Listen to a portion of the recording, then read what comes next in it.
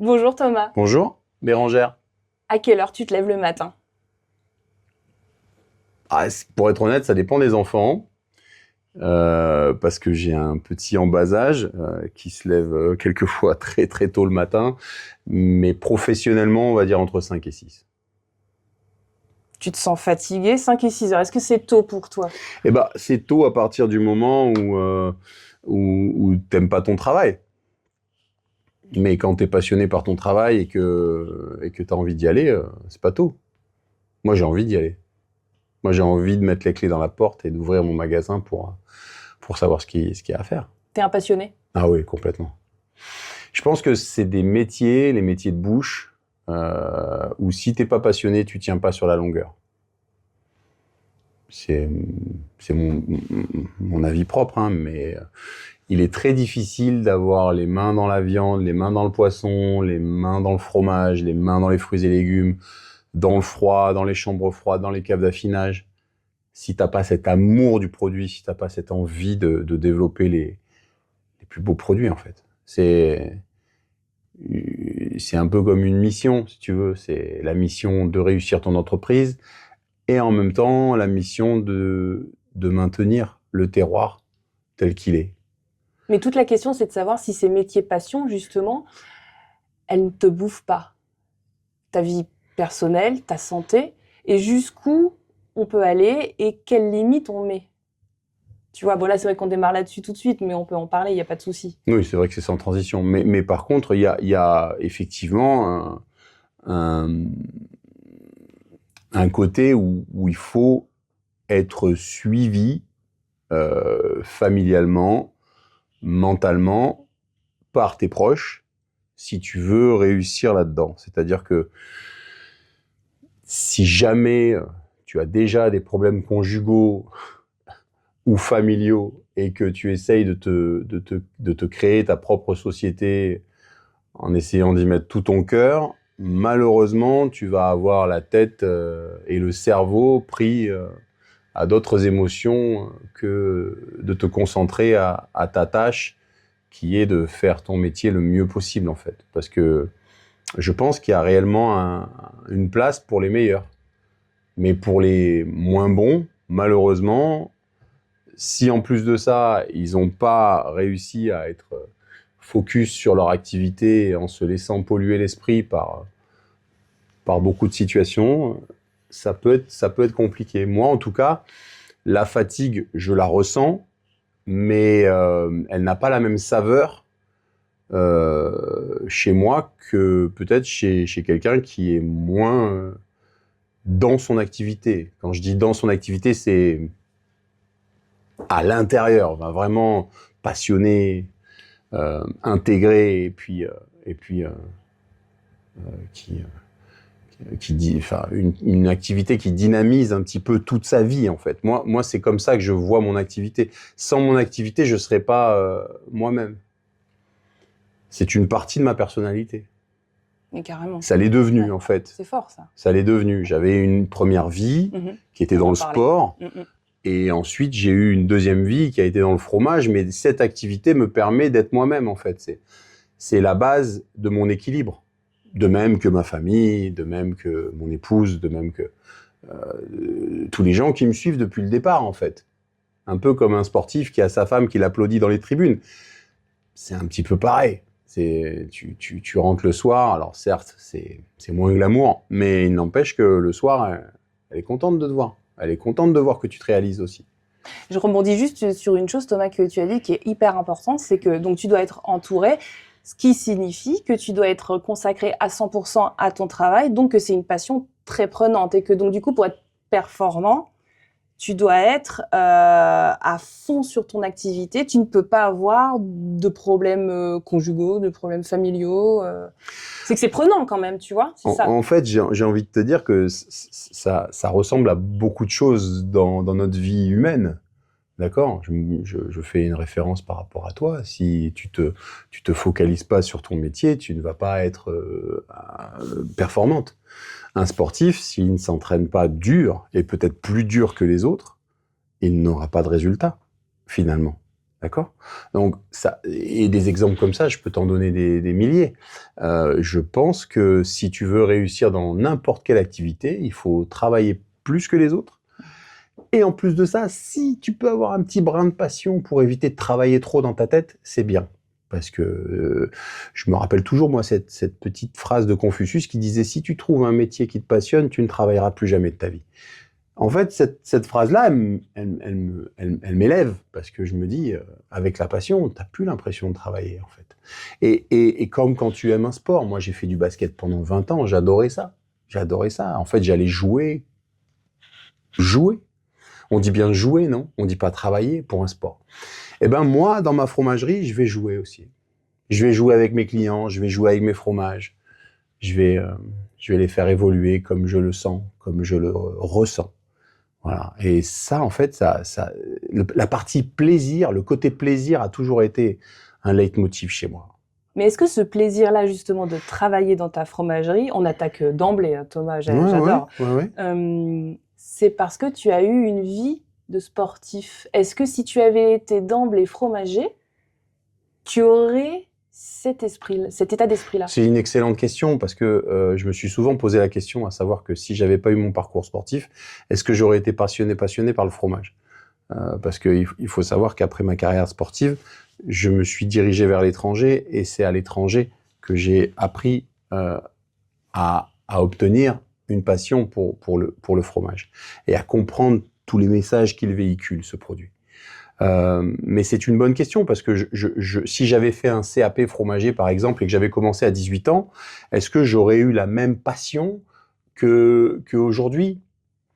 Alors j'ai plusieurs réponses à te donner. La première, c'est que la passion, c'est quelque chose qui ne s'apprend pas. Tu vois, j'ai toujours été passionné par ce que j'ai fait. Par le sport, j'ai été passionné. Derrière ma vie de fromager, j'ai été passionné par le produit.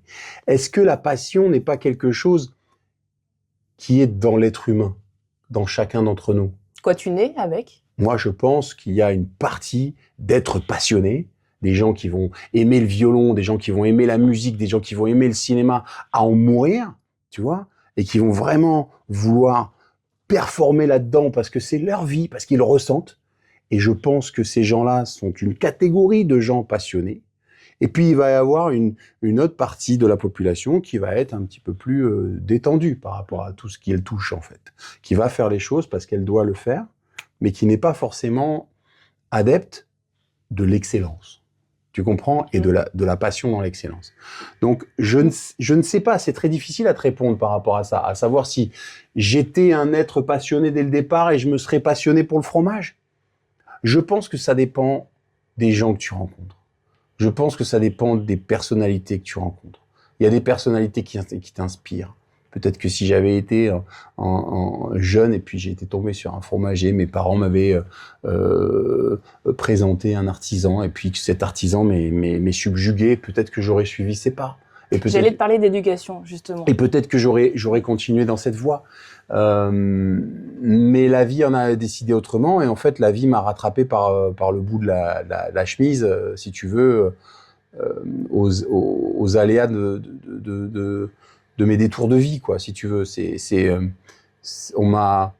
En voyageant, si tu veux, j'ai découvert le produit parce que je me suis retrouvé à 25 000 km de chez moi et je me suis dit waouh, ce produit a un effet fou sur les gens, quoi, en fait. Et c'est en sortant de mes habitudes, de ma situation de vie que je me suis aperçu à l'étranger, loin de chez moi, qu'il y avait un produit français qui subjuguait les populations. Et je me suis dit pourquoi, en fait. Et je me suis intéressé à mon pays, loin de chez moi. Je me suis intéressé à mon terroir, loin de chez moi. Si tu veux, ça fait 20 ans que je suis fromager. J'ai commencé à l'étranger, en Nouvelle-Zélande, et ensuite, j'y suis resté quelques années, et ensuite je suis allé à Londres, où j'ai travaillé chez Harrods. J'ai continué mon métier de fromager en plein centre de Londres. J'ai ensuite déménagé à Paris, où j'ai appris avec des grands noms du fromage, et je me suis formé pendant quelques années chez eux. Donc, Donc voilà. Ensuite, j'ai réussi à descendre dans la région des Alpes-Maritimes pour continuer mon métier.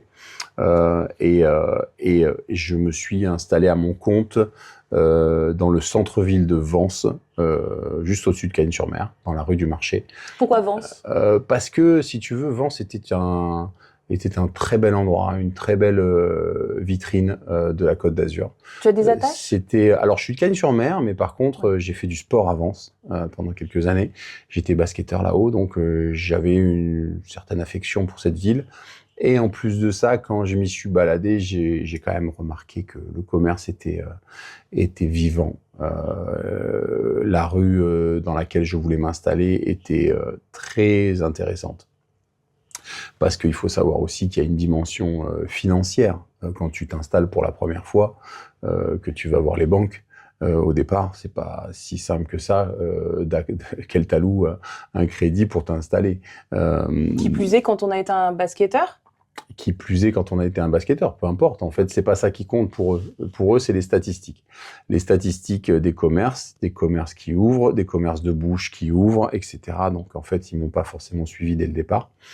Non, je rebondis parce qu'en fait, je me dis, il y a peut-être des banquiers qui se disent, mais qu'est-ce qu'un basketteur, en fait, vient faire dans une fromagerie? J'ai pas forcément parlé de ma carrière de basket quand je suis allé voir le banquier.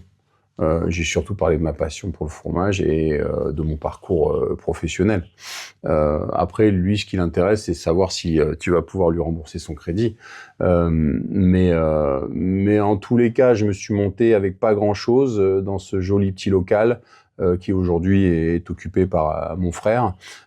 Et puis, j'ai monté ça en 2016. Donc ça va faire 10 ans cette année. Et les banquiers t'ont dit non au début, tu me Les disais? banquiers m'ont Comment t'as dit, fait? en fait, j'ai pris mes économies. Quoi, t'as vidé ton j'ai épargne? vidé mon épargne, et, j'ai acheté mes frigos. J'ai pris ma marchandise avec, voilà, et puis j'avais 3 000 € de trésorerie.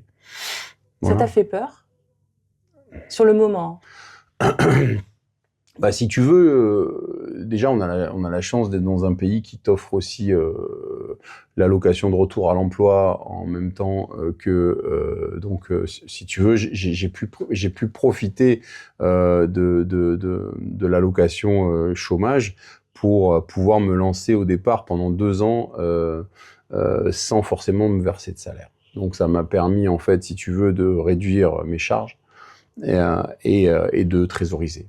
Voilà. Ce qui est très important aussi, c'est l'aspect gestionnaire. J'espère qu'on en reviendra un petit peu plus tard dans la discussion, mais il y a vraiment quelque chose à comprendre là-dessus. Donc j'ai commencé, si tu veux, au départ très simplement, avec beaucoup de passion, beaucoup d'envie, avec une très belle fromagerie qui a été faite avec beaucoup de passion et donc j'ai commencé vraiment à l'huile de coude et je me suis forgé au fur et à mesure du temps. Très belle fromagerie, parce que une belle fromagerie, c'est quoi? C'est le nombre justement de fromages et de variétés que tu proposes à tes clients? Disons que grâce à mon expérience passée, je savais quand même faire tourner un magasin. Donc, je connaissais tous les fournisseurs, je connaissais les grossistes chez qui me fournir, je connaissais les noms des fromages, les fromages qui plaisaient dans la région, etc. Donc, j'avais déjà une petite idée de comment allait être mon modèle économique. D'accord ? Ça, c'était mon statut de salarié qui m'avait permis de me forger mon expérience. Et c'est très important, avant de se lancer, d'avoir une expérience. Sinon, on part au carton, en fait. Donc, par rapport à ça, il est vrai que les Vensois m'ont fait confiance et sont venus dans ma fromagerie quasiment tout de suite. Tout de suite? Ouais. Parce qu'il y avait une offre qu'ils n'avaient jamais vue. Il y avait un nombre de fromages incalculable. Il y avait une passion derrière le gars qui était différente du vendeur classique derrière son stand au marché. Je le vivais, le produit. Donc forcément, quand tu donnes tout ton cœur sur quelque chose, il se peut que ça marche pas, mais il y a de grandes chances que ça marche. Après, il y a toujours des coups à pas de chance. Hein. Mais en tout cas, j'ai peut-être eu un peu de chance là-dessus. Donc ça a marché. Et au bout de 4 ans, j'en ai monté une deuxième, dans le Vieux-Nice, là où tu te trouves actuellement. Et cette boutique est située à côté de la place Garibaldi, donc un axe central qui permet de descendre dans le Vieux-Nice. Et on est rue Pérolière, pour ceux qui connaissent. Et c'est un merveilleux endroit dans une vieille ville, donc avec des caves dans lesquelles on se situe actuellement et qui m'ont permis de créer ma cave d'affinage, ma propre cave d'affinage. Du coup, c'est ta première cave d'affinage à Non. France? Le concept, le modèle économique du magasin, ça a toujours été de créer des caves d'affinage dans des vieilles villes. Donc celle de Vence avait sa cave d'affinage.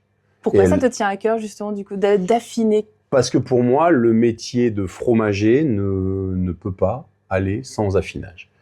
Il fallait amener une capacité, une compétence supplémentaire au métier. Je ne voulais pas être un vendeur de fromage en chambre froide. Je voulais pouvoir me permettre de faire évoluer des fromages, de jouer avec. Et on en revient toujours à la partie plaisir. C'est-à-dire, il est quand même beaucoup plus agréable de vendre des produits fermiers au lait cru et en plus de ça, avec une capacité de le faire évoluer, plutôt que de se contenter de vendre ce que les autres veulent bien te donner. Voilà. Est-ce que justement tu peux expliquer à nos auditeurs en quoi consiste cette tâche, ce métier d'affineur de fromage? Qu'est-ce que ça veut dire? Alors bien sûr, affiner un fromage, c'est de le faire maturer, le faire vieillir dans des conditions spécifiques de température et d'hygrométrie, c'est-à-dire d'humidité, qui nous permettent de développer les croûtages des fromages et par la même occasion, la pâte à l'intérieur. Parce que la croûte et la pâte sont intimement liées. Ça, c'est pour tes auditeurs, essayer de leur faire comprendre un petit peu ce que c'est que l'affinage. Donc en fait, souvent, je reçois des fromages qui sont, entre guillemets, en blanc, et je les amène à maturité. C'est-à-dire que on m'amène des tomes qui ne sont quasiment pas affinés, qui sont juste salés et moulés. Et ensuite, moi, c'est à mon job de développer le croûtage et de développer le goût à l'intérieur. Et les clients ne le goûteront que quand j'estimerai qu'ils seront à température, enfin, en tout cas, prêts à être mangés. Et est-ce qu'il peut y avoir des fromages venant de producteurs qui ne font pas du tout l'affinage parce qu'ils comptent sur toi pour finir le travail, si je puis dire? Alors, ça m'arrive énormément dans la région, puisque dans la région, on est une petite région fromagère, dans le sens où on a beaucoup de producteurs, mais ils font tout le travail un petit peu chacun de leur côté. D'accord, qui n'ont pas la capacité d'affiner eux-mêmes. Donc, ils m'amènent les fromages pour que je puisse m'en occuper. Voilà, ça arrive aussi. Parce que affineur dans la région, autant tu vas en Savoie, tu vas en Franche-Comté, tu vas en Auvergne, il y a beaucoup de caves, il y a beaucoup de personnes qui font ce métier à 100%. Ici, c'est quand même des régions qui, malgré qu'elles soient maralpines, c'est-à-dire ici on est dans les Alpes-Maritimes, donc on a quand même une partie alpine, l'industrie du fromage n'est pas non plus exceptionnellement développée. Donc, les affineurs ne sont pas non plus légion. Il n'y a pas de caves d'affinage non plus partout. Les producteurs qui ont des caves d'affinage, et j'en connais, font très très bien le métier, font très très bien le job. Maintenant, il y a une autre partie quel est l'avantage d'avoir une cave d'affinage? C'est une partie pour un crémier fromager affineur, c'est une partie stockage. Donc ça nous permet de stocker énormément de marchandises aussi. Si tu stockes bien la marchandise et si tu l'as fait bien évoluer, tu peux donc acheter en grande quantité, en avance. Et donc du coup, essayer d'avoir un peu de marge arrière aussi, puisque ça fait aussi partie du métier, c'est-à-dire bien acheter. Voilà. Donc quand tu es toujours à flux tendu, que tu es toujours en manque de stockage et que tu es toujours à essayer de trouver de la marchandise quelque part par petite quantité, du coup, tu as des tarifs qui sont exponentiels, alors que quand tu as une base tampon, où tu sais que tu peux stocker et maturer tes fromages doucement, délicatement, tu vas pouvoir acheter mieux. Alors attends, il y a deux choses du coup à dire, c'est que c'est un bon plan déjà pour nos auditeurs, même si c'est pas le propos de Toqué, c'est qu'il faudrait plutôt repérer fromager affineur pour finalement avoir un bon fromage et le payer finalement moins cher. Écoute, en tout cas, moi, tout ce que j'arrive à payer moins cher, je le répercute sur ma clientèle. C'est important de le dire, parce que je suis pas en train de faire de la marge arrière et derrière, garder les marges d'un crémier classique. Moi, ce que je veux, c'est être meilleur et moins cher. Alors attention, je travaille quand même sur un produit de haut de gamme, et mis à part, quand tu compares à un Caprice des Dieux de supermarché ou un Babybel, je serais beaucoup plus cher, évidemment, bien sûr. Mais par contre, ce que je veux, moi, c'est avoir une base gustative et organoleptique bien meilleure que le fromager classique, sans cave d'affinage, et en ayant un meilleur tarif, parce que j'ai acheté mieux, parce que j'ai du stockage, parce que je peux acheter en direct, etc., etc. Voilà. Donc, il y a vraiment... C'est tout un modèle économique, en fait, qu'il faut développer au fur et à mesure du temps. Ouais. Il est très difficile, en 1 heure, comme ça, bien tous sûr. Les deux, d'expliquer tout ça, mais il est réellement important. D'ailleurs, tout à l'heure, j'ai parlé de crémier, parce que pour moi, crémier, fromager, affineur, le mot crémier, pour moi, est essentiel, parce qu'on travaille le produit laitier. On ne travaille pas que le fromage. Et moi, ici, je fais des Fontainebleau, des Chantilly, des mousses au chocolat maison, des bons yaourts fermiers, du lait frais, du beurre cru, voilà. Et pour moi, le vrai fromager doit être aussi un excellent crémier. Voilà. En fait, la personne qui vient chez toi doit savoir que, en plus du bon fromage, elle va trouver le petit truc en plus qui va faire saliver ses papilles et qui va dire... Chez Métain, je vais avoir du beurre cru, je vais avoir du lait qui vient de la ferme et qui est descendu toutes les semaines. Voilà, c'est ça que je veux en fait, c'est être vachement précis sur mon métier, dans tous les sens du terme. Et c'est ça qui m'intéresse. Et je voulais rebondir sur une deuxième chose, quand tu me parles justement du stockage dans cette cave d'affinage où on se trouve. Oui. Est-ce que le fait justement d'avoir du stock, ça t'enlève un peu aussi une pression, comme tu parlais d'un fromager par exemple, qui est tout le temps en flux tendu, ça doit générer du stress, j'imagine. Alors que là, est-ce que ça permet pas aussi d'avoir un espace de travail agréable, confortable pour gérer, voilà, les tâches les unes après les autres? Ta question, elle est intéressante, surtout si tu es dans une période très tendue de l'année. Je vais t'en donner pour nous 2. La première, bien sûr, c'est Noël. La deuxième, c'est Pâques, qui arrive bientôt. On est un petit peu à la recherche toujours de bons produits toute l'année, d'accord? Mais ces bons produits-là, tout le monde les veut. Et plus tu les commandes tôt, plus tu es sûr de les avoir. Parce que le fromage, tout de suite, je te coupe, le fromage le plus demandé? Bon, je vais te dire le comté. Je vais te dire le comté, mais je peux t'en dire plein d'autres, en fait. Par exemple, nous, ici, à la fromagerie, on fait nous-mêmes nos bris truffés pour Noël. On les truffe nous-mêmes. Mais pour avoir du bris truffé, il faut avoir du bris. Si tu fais pas rentrer du bris en avance, essaye de faire rentrer du bris le 20 décembre. Tu vas voir ce qu'ils vont. Ils vont te répondre. Ils vont te dire, attendez, monsieur, mais on en a plus, ou on est hyper tendu. Tu dois anticiper. En fait, t'en demandes 50, 60, ils t'en envoient 20. Tu vois? Eh oui. Donc, en fait, voilà.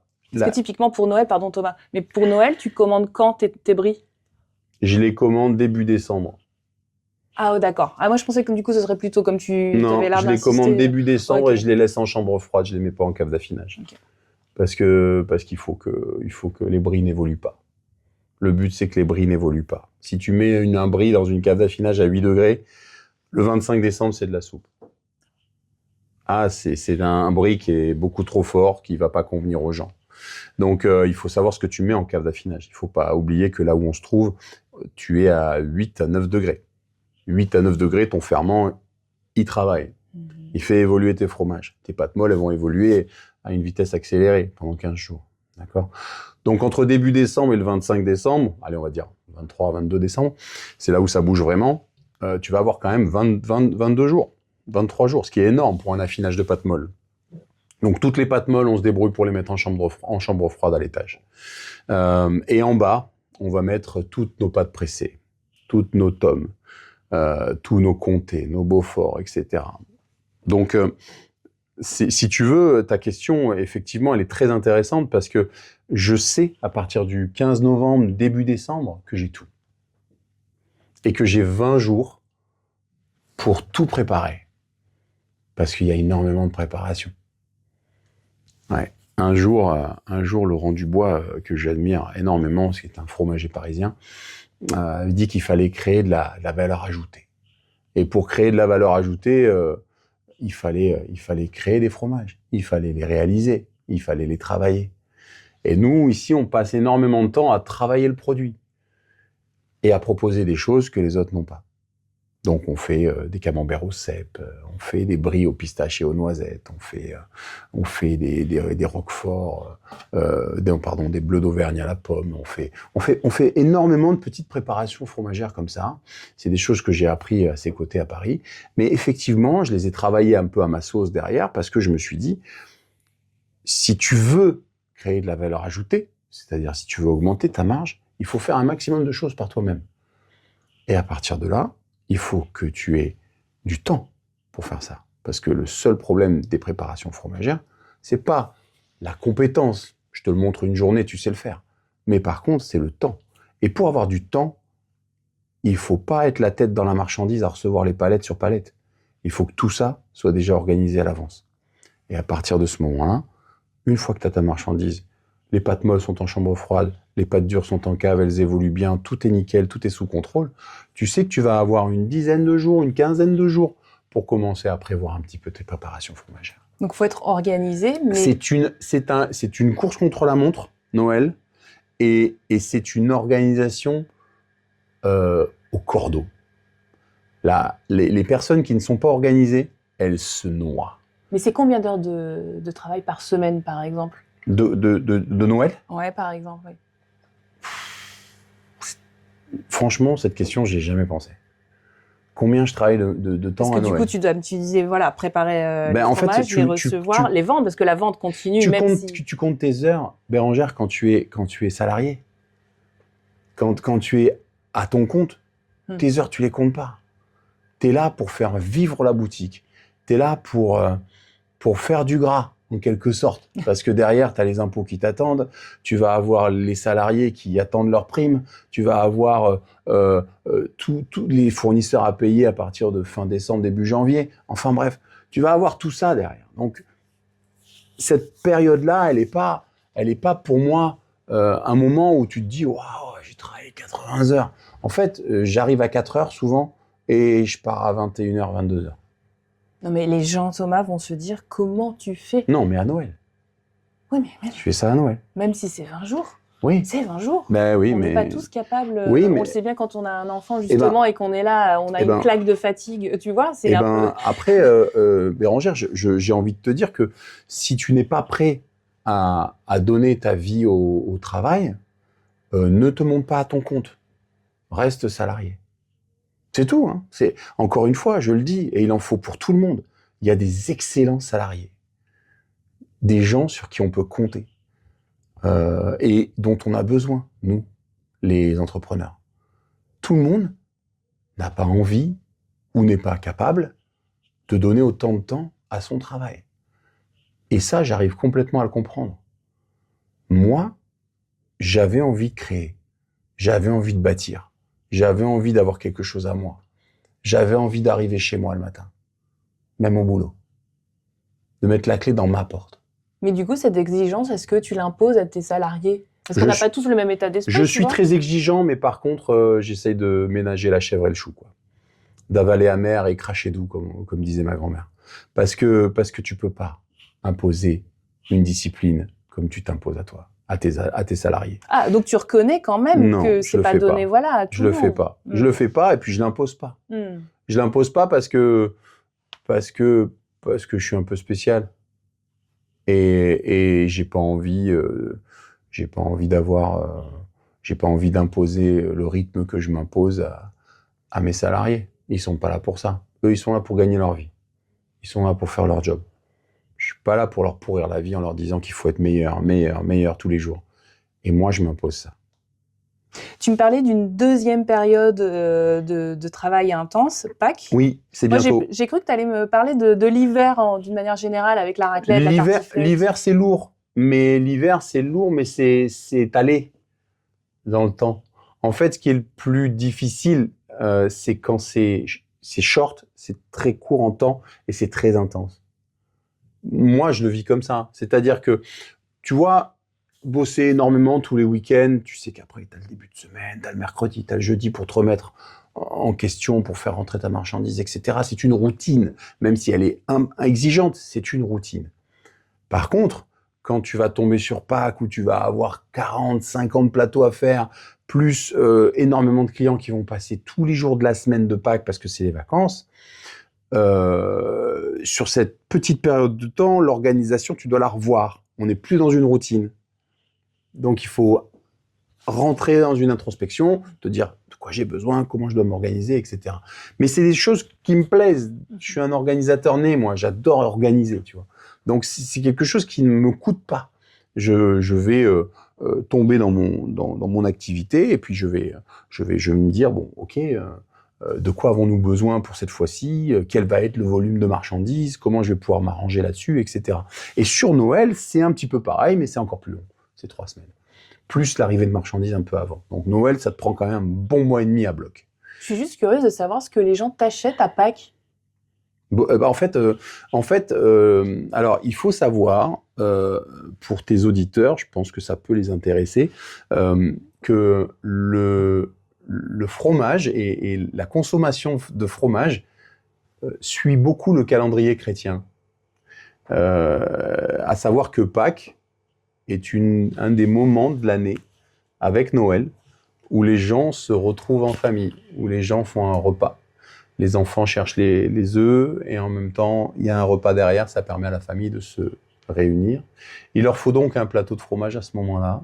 Et à Noël, je te fais pas de dessin, à Noël c'est encore pire, les gens se réunissent quelquefois plus d'une fois, et donc il leur faut du fromage aussi pour toute la semaine, pour les vacances de fin d'année. Donc souvent, ça arrive comme ça que le calendrier chrétien suive aussi la consommation de fromage. Je me suis aperçu de ça avec mes années d'expérience. Voilà. Juste une chose, Thomas, avant de parler de ton parcours en détail et Ouais. de rebondir sur cette notion de mental, Ouais. d'état d'esprit. Alors, ok, tu viens de Cagnes-sur-Mer. Tout à l'heure, tu me disais, voilà, j'ai conscience que la région n'est pas une région effectivement fromagère, entre guillemets. Productrice de fromage, Productrice de c'est vrai, fromage. c'est vrai. Oui. Voilà. Il y a des régions qui sont bien plus connues pour ça. Mais voilà. Et c'est aussi pour ça que c'était intéressant, avec ton parcours brillant, de comprendre ce qui t'a motivé, quelle a été ta dynamique pour venir. Est-ce que tu as eu des doutes aussi, te dire, est-ce que je dois retourner chez moi alors que c'est une région qui est pas vraiment productrice en fromage? Est-ce que tu as eu un moment où tu t'es dit, ah bah peut-être que je vais m'installer ailleurs? Écoute, des doutes, Bérangère, celui qui en a pas, soit il est inconscient, soit il est fou. Voilà. Je pense que des doutes, t'en as tout le temps. Même le plus grand des sportifs, il en a. Des questions, on en a tout le temps en tant qu'entrepreneur. Est-ce qu'on est sur la bonne cible? Est-ce qu'on est sur le bon endroit? Parce que tu sais qu'on dit qu'il y a 3 choses importantes chez un commerçant, c'est l'emplacement, l'emplacement et l'emplacement. D'accord? Donc, est-ce qu'on est au bon endroit? Est-ce que ça va marcher? Est-ce que la cible va nous suivre? Pourquoi on choisit cette région, etc. Donc tout ça, c'est des choses qu'il faut expliquer aux gens qui te suivent, que ce soit les banquiers, que ce soit les fournisseurs, parce que les fournisseurs aussi, ils te posent des questions, ils te disent mais pourquoi là, pourquoi ci, pourquoi là? Est-ce qu'ils vont te suivre? Est-ce que tu vas les payer finalement de ce qu'ils vont t'envoyer? Ah oui, parce que c'est vrai qu'on pense toujours aux banquiers. Non, mais bien sûr que non. Parce qu'un fournisseur, on se dit, bon bah lui, Il y a tellement de de fournisseurs qui sont pas payés qu'au bout d'un moment, il y a une liste noire. Et il y en a plein, des gars qui ont plein de rêves et puis qui n'y arrivent pas, et puis à la fin, ils mettent tout le monde derrière avec des ardoises énormes. Donc, non, ça existe, bien sûr. Mais encore une fois, les fournisseurs sont vachement vigilants à tout ça. Moi, j'ai eu un fournisseur qui est même venu me voir en personne pour savoir si je valais le coup qu'il se lance avec moi. Mais t'as demandé quoi? Rien, ils ne demandent rien. Ils viennent voir. Ils viennent voir quoi, les fromages? Ils viennent voir les fromages, ils viennent voir comment tu présentes, ils viennent voir l'état de la boutique, ils viennent voir... Tu sais, entre professionnels, d'un seul coup d'œil, tu sais si la personne, elle sait bosser. Moi, je vais chez un fromager, demain, je te dis si la personne, elle est compétente ou pas. Bien sûr, mais parce que c'est ton domaine d'expertise. Mais lui aussi, c'est un grossiste en fromage. Il est forcément très connaisseur de la dernière partie de la chaîne, c'est-à-dire les crémiers, fromagers, affineurs, les détaillants. Il les connaît, puisque c'est ses clients. Donc, à partir de là, un coup d'œil lui suffit pour savoir si le gars a envie et surtout s'il a les capacités pour le faire. Ça met pas une pression, par contre, de voir comme ça des gens débarquer dans ton Au magasin? contraire, c'est challengeant. Ouais. Tu vas, Un vrai sportif. tu vas avoir. Moi, j'ai joué au basket pendant des années. Il y a un coach d'une autre équipe qui vient de voir jouer. Tu dis, ah, je vais lui montrer. Parce que c'est un état d'esprit. Effectivement, c'est un état d'esprit. Et c'est là où peut-être tout à l'heure on en reviendra un peu au sport. Et c'est un peu cet état d'esprit-là qui m'a jamais quitté. C'est-à-dire montrer que. Mais je pense que tu sais, des fois, je me dis que si j'avais eu cet état d'esprit en étant jeune, j'aurais peut-être fait plus que ce que j'ai fait encore en sport. C'est-à-dire? Bah, plus je vieillis, plus je deviens un mort de faim. Un mort de faim dans le bon sens du terme. Avec beaucoup d'énergie, beaucoup d'envie, l'envie d'être le meilleur, tu vois. C'est fou. Quoi, repousser encore plus l'exigence que tu t'es imposée à toi-même? Ouais. Et plus je vieillis, plus je ressens ça. Mais je pense que c'est parce que j'ai eu des gosses et parce que maintenant il y a des personnes derrière moi, tu sais, qui attendent pas forcément un résultat, mais en tout cas je me l'imagine comme ça, tu vois. Il y a des enfants derrière qui attendent que leur papa soit le meilleur, tu vois. Et ça me pousse, ça me donne l'envie. T'as l'air d'avoir ce goût, finalement, on parlait de la passion, mais ce goût pour le dépassement de soi, justement. J'aime bien, ouais. J'aime bien me prouver que je suis capable de faire les choses. J'aime bien, et je pense que j'étais pas comme ça quand j'étais sportif. Ah! Je Bah pense. tiens. Je pense que j'étais plus dilettante. J'étais quelqu'un avec des capacités, des aptitudes, mais sur le plan mental, j'avais peut-être moins envie qu'aujourd'hui. Waouh! Ouais. Je m'y attendais pas, tu vois. Ouais. Alors, on va revenir au basket, du coup. Là, on est là pour parler d'analyse, hein. On est là pour parler d'analyse de soi-même. Ah, mais Et complètement, c'est génial. on est là pour aussi faire un petit flashback sur ces dernières années, sur les 20, 30 dernières années, puisque là, aujourd'hui, j'ai 46 ans. J'ai commencé le basket, j'avais 10 ans, et j'ai commencé le fromage, j'avais 25 ans. Voilà. Donc, en gros, je pense que mes années de haut niveau en basket, il m'a manqué de la maturité, il m'a manqué peut-être de la niaque à l'époque, qu'aujourd'hui j'ai obtenu. Dans un autre métier, Tu t'es accompli. Je me suis accompli différemment. Ouais. Je me suis accompli différemment. Non pas que je suis pas heureux de ce que j'ai fait. C'est pas du tout le problème. C'est pas du tout la question. Non, c'est plutôt poser des diagnostics sur ton évolution en fait, et de se sentir comme on est actuellement. Et je sais que aujourd'hui, avec l'état d'esprit que j'ai, j'aurais réagi différemment à l'époque. Mais ça, tout le monde te le dira si j'avais su. Mais voilà, quand tu es jeune, sportif, tu es souvent fougueux, effectivement, mais par contre, pas très concentré sur tes tâches. Beaucoup moins focalisé qu'aujourd'hui. Aujourd'hui, je suis concentré. Aujourd'hui, je fais attention à mon hygiène de vie. Aujourd'hui, je ménage ma monture. Tu vois, je fais attention à beaucoup de choses comme ça aujourd'hui. À l'époque, tu fais ton match, tu vas sortir avec les copains, et puis tu vis ta vie de jeune. Et encore heureux que j'ai vécu ma vie de jeune. Voilà, au jour d'aujourd'hui, j'ai tellement bien vécu avant que maintenant, ce que je veux, c'est réussir mon entreprise et m'occuper correctement de mes enfants et de ma femme. Alors revenons au tout début. Donc le basket à 10 ans. Ouais. Pourquoi le basket? Oh, parce que c'était les copains à l'école qui jouaient à ça, et puis ils m'ont dit « Oh, toi, t'es grand, viens nous aider ». Alors oui, dis à nos auditeurs quelle est ta taille. Ah oui, moi je fais 1m95, je fais pas loin de 115 kilos. Et la cave d'affinage, tu connais justement où on se trouve? Bon, la cave d'affinage, voilà, elle est un petit peu rétrécie au début quand tu y rentres, donc il faut y rentrer un petit peu courbé. Tu cherches les difficultés. Mais je cherche un peu les difficultés. Donc voilà, je suis quelqu'un de très grand, très imposant, mais voilà, j'ai commencé le basket comme ça, par inadvertance un petit peu, parce que les copains y jouaient. Et puis je me suis passionné par le sport. Tu t'es inscrit dans un club? Je me suis inscrit dans un club, j'ai commencé à faire mes premières sélections, sélection départementale, sélection régionale, centre de formation, etc., etc. Et puis on t'a repéré? On m'a repéré, et puis derrière je suis allé jouer dans National 3, National 2, dans le Var, dans les Alpes-Maritimes. Donc j'ai fait ma petite carrière de joueur. J'en suis plutôt assez content, assez fier. T'avais des rêves justement de sportif? De médailles, de trophées? Alors quand t'as 14-15 ans, t'as toujours des rêves. Parce que tu t'as pas réellement pris connaissance de tout ce qui se passe autour de toi. Et puis finalement, à partir de 15-16 ans, j'ai compris que il me manquerait de la taille à mon poste pour essayer d'aller plus haut. Parce qu'aujourd'hui, à mon poste, il faut faire entre 2 mètres et 2 mètres 5. Le poste, tu l'as pas précisé? J'étais ailier. Il est shooter, donc à 1,90, 1,94, c'était un peu short pour essayer d'aller à toucher le très très haut niveau. Et puis voilà. Mais en tous les cas, ça te permet de toucher à l'esprit d'équipe, ça te permet de toucher au management, parce que j'ai été coach pendant de très nombreuses années en basket aussi. Donc ça, tout ce que tu apprends dans le sport, c'est un petit peu l'école de la vie, quoi. C'est un petit peu ce que la vie va te réserver derrière. Tu l'apprends sans vraiment l'apprendre, mais tu le touches du doigt pendant tes années de sportif, ça c'est sûr.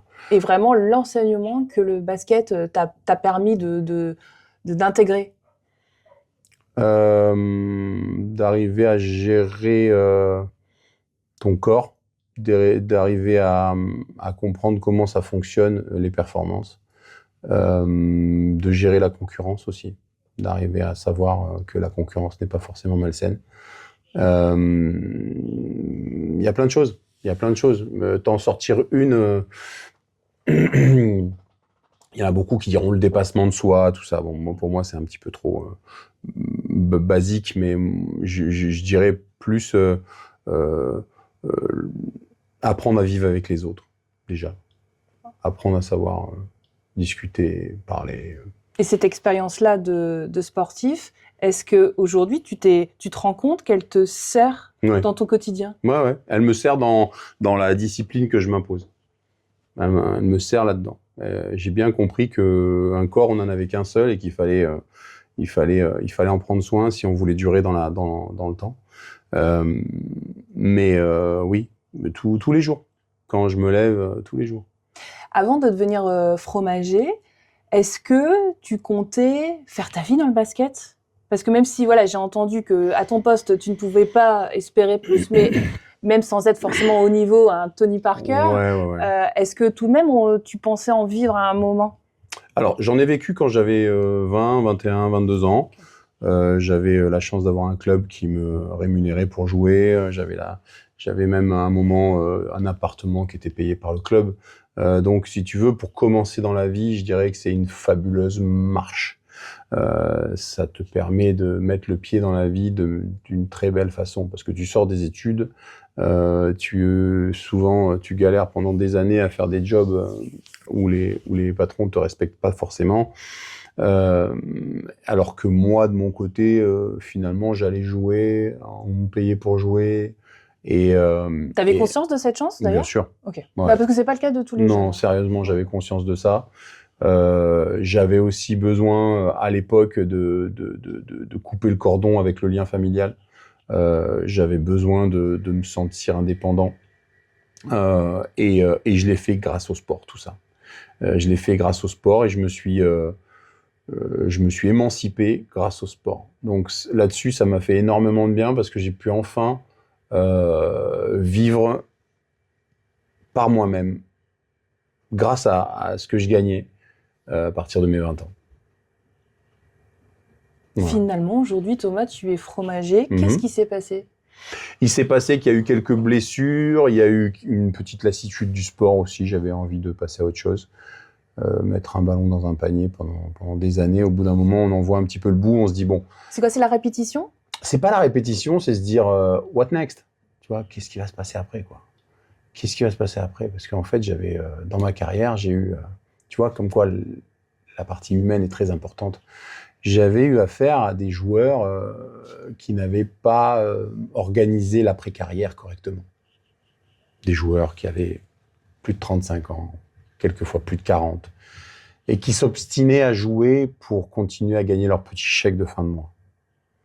Et s'il y a bien un truc, même quand j'avais 20 et quelques années, que je ne voulais pas connaître, c'était ça. C'était cette obligation de jouer pour gagner un peu d'argent et pour faire vivre ma famille. Donc en fait, la personne intelligente, elle se doit de préparer son après-carrière. T'as plein de joueurs pros qui ont même joué en NBA et qui te le disent. Ils disent, moi, avant même la fin de ma carrière, je me suis organisé pour. Et ça, c'est l'intelligence pure. C'est savoir que tout a une fin et que tu dois t'organiser. Encore, on arrive toujours à cette organisation qui me taraude. Mais en tous les cas, tu dois prévoir ce qui va se passer après. Donc, tu as deux solutions. Soit tu laisses aller un petit peu le truc et tu te dis, on verra bien. Et puis, tu finis au service des sports d'une mairie en attendant que le temps passe. Ou soit tu prends ta vie en main et tu organises les choses et tu mènes ta vie. Tu prends le volant, en fait. Donc, c'est pour ça que je te dis que tu as plusieurs types de caractères, tu as plusieurs types de personnalités qui font que moi, j'étais de ce côté-là. J'étais du côté de la personnalité qui fonce, qui crée et qui est autosuffisante. C'est-à-dire que moi, aujourd'hui, je ne dépends plus de personne pour me verser mon salaire. Alors que si j'avais pris une autre direction, j'attendrais peut-être la béquille à la fin du mois. Ouais. Tu vois ? Et ça, il en était hors de question.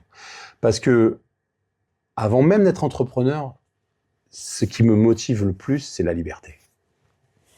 Les jeunes t'en parleront beaucoup sur les shorts, sur YouTube, sur les réseaux sociaux. Moi, je veux être libre, moi, je veux être ci, je veux être là. Mais ça coûte d'être libre.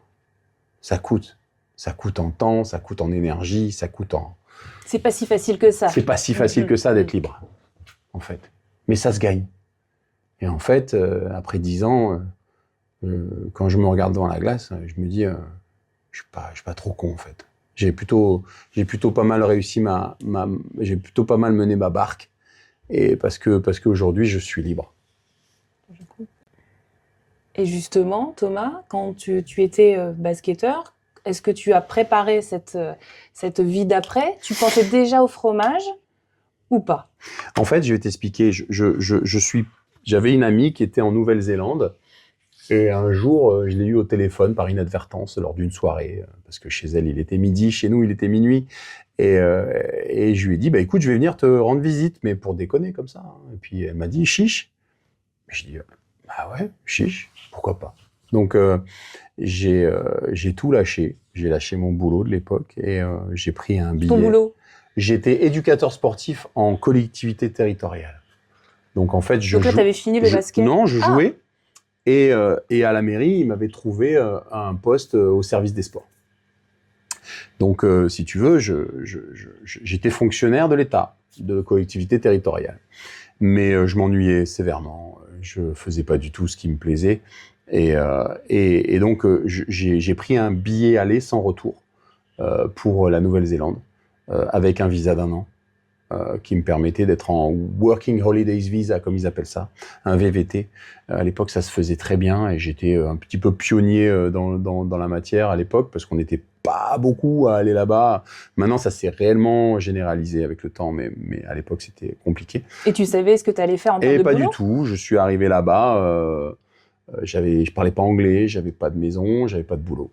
Je suis arrivé là-bas. T'as pas eu peur ? En septembre 2005. À l'aéroport d'Auckland en Nouvelle-Zélande et je me suis dit voilà, me voilà au bout du monde et me voilà en train de commencer une nouvelle vie. Donc j'ai commencé une nouvelle vie. J'ai fait pas mal de petits boulots. Comme quoi ? J'étais serveur, j'étais voiturier, je faisais aussi pas mal de travail temporaire, tu sais, tout ce qui est les functions, comme en Australie. Voilà, tu vois. Quand donc, tu fais la récolte des fruits. Ah non, je n'ai pas fait de woofing, non, je suis pas allé dans les campagnes. Je me suis concentré sur Auckland, mais par contre, je faisais beaucoup de barman. J'allais dans les grands hôtels, je faisais du service, etc. Okay. Ça a duré 6 mois. Et puis un jour, en servant une cliente à table, j'étais serveur. J'étais food runner en fait, je me souviens. Parce que Food runner. Ouais, parce que C'est génial. mon anglais il n'était pas assez bon pour prendre les commandes. Donc du coup au début ils m'ont dit toi tu vas amener les plats. Bon, donc j'avais les plats, tu vois, bien chauds dans les mains et puis j'allais amener les plats, tu vois. Au début c'était ça et puis un jour j'ai servi une Française qui me dit ah t'es d'où je suis de Nice tout ça. Moi je suis de Bordeaux donc j'ai besoin d'un gars pour de l'aide et tout ça donc et je dis mais tu fais quoi? Elle me dit bah écoute je travaille dans une fromagerie. Je travaille pour un gars qui importe du fromage de France. Ok. De Rungis et qui se le fait venir par avion en Nouvelle-Zélande. Il a un magasin de vin, il a un magasin de fromage et donc moi j'aurais besoin de quelqu'un à la boutique pour m'aider. On est déjà plusieurs, mais ça bouge beaucoup tout ça. Et j'ai fait mon entrée dans un magasin de fromage. Ça t'a plu en au gros bout du monde. Au bout du monde, alors que je ne connaissais absolument rien au fromage. Donc, est-ce que tu en mangeais? Alors, j'ai toujours eu un bon coup de fourchette parce que mon père travaillait en cuisine. Donc, si tu veux, les bons repas à la maison, on savait ce que c'était. Par contre, le produit laitier, on y touchait rarement. On y touchait rarement parce que, encore une fois, le Niçois, dans sa cuisine ancestrale, n'a pas forcément fait la place au fromage. Tu le verras dans tous les livres de cuisine, mis à part le Sbrins et le Fribourg, qu'on utilise pour les capoung, les farcis, etc. Sinon, le fromage n'a pas réellement sa place dans la cuisine niçoise, malheureusement. Par contre, attends Thomas, ton papa qui travaille en cuisine. Ouais, mon papa était cuisinier, il a été cuisinier jusqu'à ses 25-30 ans. Après, il a changé de voie parce qu'il n'arrivait pas à nous éduquer, en fait, il n'était jamais là. Donc, il a repris le travail de son père qui était de représentant en chaussures. Donc, il a repris les cartes de voyageurs représentants placiers de son papa et il a fait commercial en fromage, si tu veux, pendant tout le reste de sa carrière. Mais au départ, il a commencé en cuisine. Il a fait l'école hôtelière et de Nice. Et si tu veux, il aimait ça. Donc, les repas à la maison avec toute la famille, tout le monde, je peux te dire qu'on en a vécu des sacrés paquets et le coup de fourchette chez nous, il est intéressant. On parlait d'éducation au tout début de notre conversation, tu vois. Est-ce que ça peut être quelque chose d'inconscient? Probablement. Mais en tous les cas, je peux te promettre que quand je suis dans ma fromagerie, je ne suis pas en train de me dire quel fromage je vais manger. Tu vois, je suis pas comme ça. Je suis plus en mode comment je vais pouvoir l'affiner, comment je vais pouvoir le croûter correctement, comment je vais pouvoir le sonder, quel goût il va avoir, etc. Je suis plus dans ce délire-là plutôt que me dire on va s'en taper une bonne tranche. Tu vois, ça c'est plus du côté public. Mais moi, derrière, sur le back-office, moi je suis plus en train de me dire voilà, comment est-ce que je peux sublimer mon produit. Donc, est-ce qu'il y a un rapport entre l'esprit de mon père, qui lui-même était chef, et moi-même, derrière, en tant qu'artisan métier de bouche, peut-être, c'est peut-être possible. Tu as déjà pensé, ouais, ça t'a Mais déjà traversé en tout cas, l'esprit. mon voyage en Nouvelle-Zélande m'a révélé parce que je me suis dit, les Anglo-Saxons ont une passion pour notre terroir, et ça, c'est un filon à exploiter. D'accord? Donc, si tu veux, j'aimais le fromage, mais en plus d'aimer le fromage, j'aimais surtout les ouvertures économiques que ça pouvait m'apporter. Mais est-ce que tu avais conscience justement de cette richesse qu'on avait? On a plus de 1200 variétés, il me semble. J'étais vraiment très très novice quand je suis arrivé là-bas et que j'ai commencé à comprendre ce qui se passait. Parce que je trouve ça génial de découvrir un terroir aussi fort que le nôtre. Et aussi loin. À l'autre bout du monde, comme tu dis. Ça a été la révélation de ma vie. Et je me suis dit, mais qu'est-ce qui se passe, quoi, en fait? J'ai commencé à acheter des livres, je me suis renseigné, j'avais des cartes de fromage dans mon magasin, je les regardais, j'essayais de comprendre comment ça se passait. Et c'était que le début, parce que je savais même pas ce qui allait se passer derrière, entre Londres, Paris et mes boutiques. J'ai appris, mais peut-être 1000 fois plus. Mais en fait, c'est pas le problème d'apprendre. Le problème, c'est d'y rentrer dans ce milieu. Ah. Et oui. Parce que tu n'y rentres pas comme ça. Si tu n'as pas un CAP de fromager, si tu n'es pas fromager quelque part, comment tu veux arriver à intéresser les meilleurs fromagers? Moi, quand je suis allé chez Dubois à Paris et qui m'a dit qu'est-ce que t'as fait? T'as fait fromager, toi? Je dis oui, j'étais à Londres. Ah, Londres? Ah, ça m'intéresse, Londres. Tu parles anglais? Oui, couramment. Très bien. Bah, tu feras partie de mon équipe de vente. Mais c'est pas ma compétence fromagère qui l'a intéressé. Pas du tout. C'est que j'allais pouvoir m'occuper de ces clients anglo-saxons parce qu'il y en a un wagon. Et à partir de ce moment-là, je me suis dit, effectivement, il y a vraiment quelque chose à faire là-dedans. Alors attends, du coup, tu es en Nouvelle-Zélande. On va revenir juste, on reprend le fil. Tu es resté combien de temps? 4-5 ans. Ah, quand même, oui. Et c'est pendant ces 4-5 ans que tu as appris, que tu as bouquiné? Ouais, voilà, c'est ça. Non. J'ai appris, j'ai bouquiné, effectivement, mais ça a continué jusqu'à aujourd'hui. Hein. On apprend tous les jours. Ouais, voilà. Il n'y a pas un moment où moi, j'apprends pas. Hein. Mais j'ai continué bien après encore.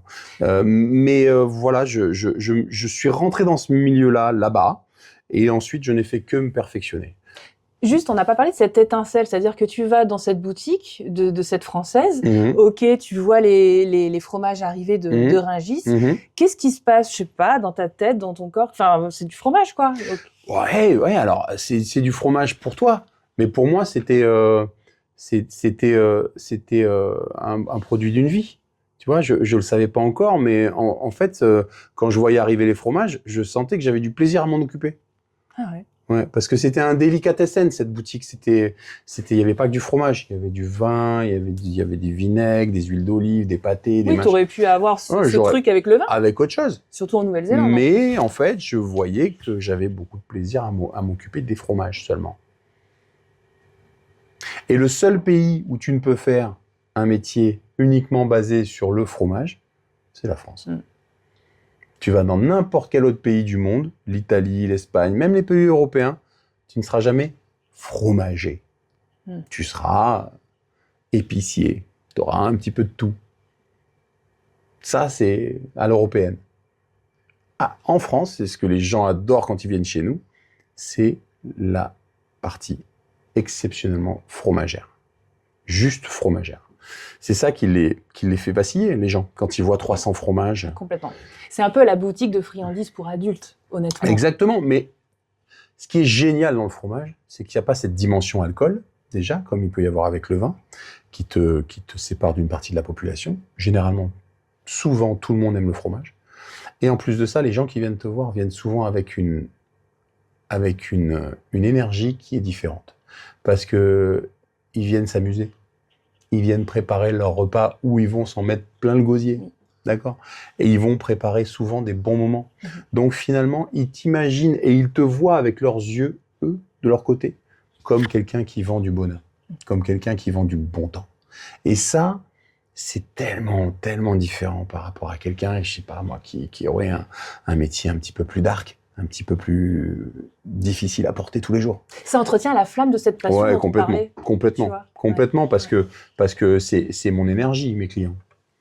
Mes clients, c'est mon énergie. Et quand je vois mes clients heureux, je suis heureux, parce que je sais que je leur fais passer un bon moment. La communion du gosse, c'était moi. Leur mariage, c'était moi. Tu vois ?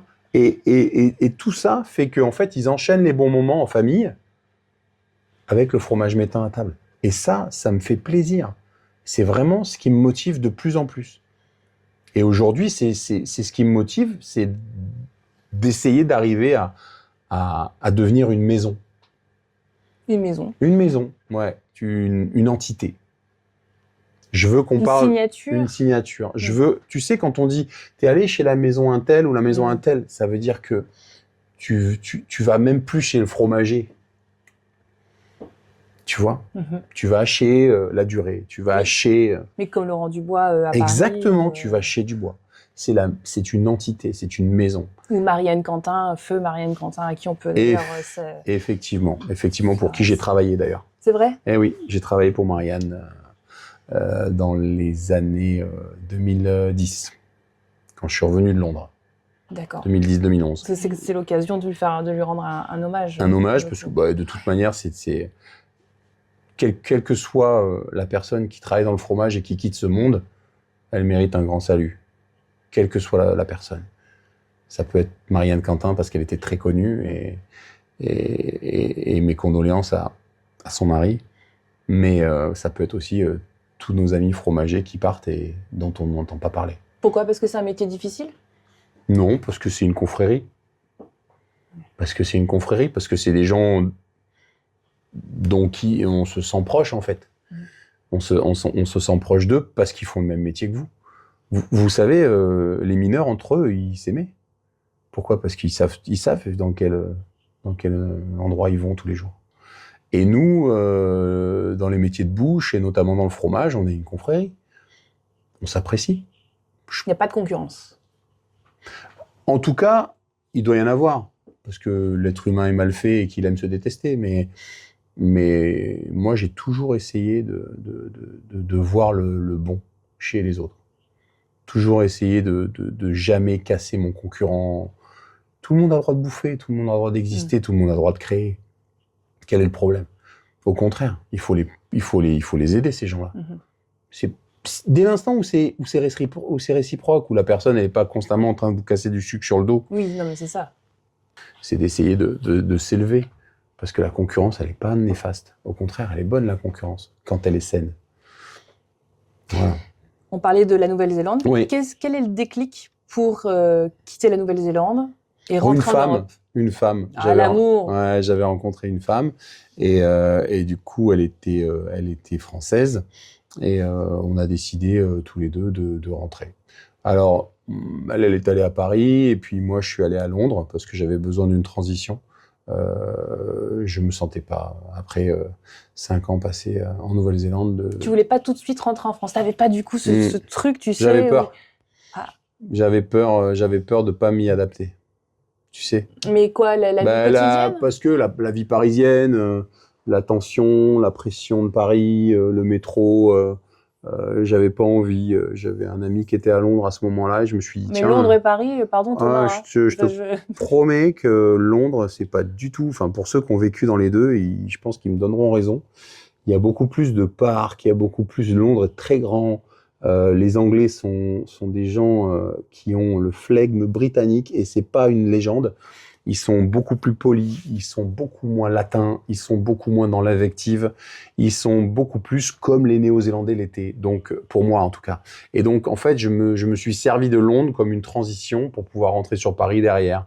Je savais que Londres c'était pas le paradis, mais je pensais que passer par Londres, déjà, ça me ferait une expérience supplémentaire. C'est ce qui a été le cas, puisque je suis passé par Harrods, qui est le plus grand magasin du monde, et j'ai travaillé au food hall là-bas, au fromage.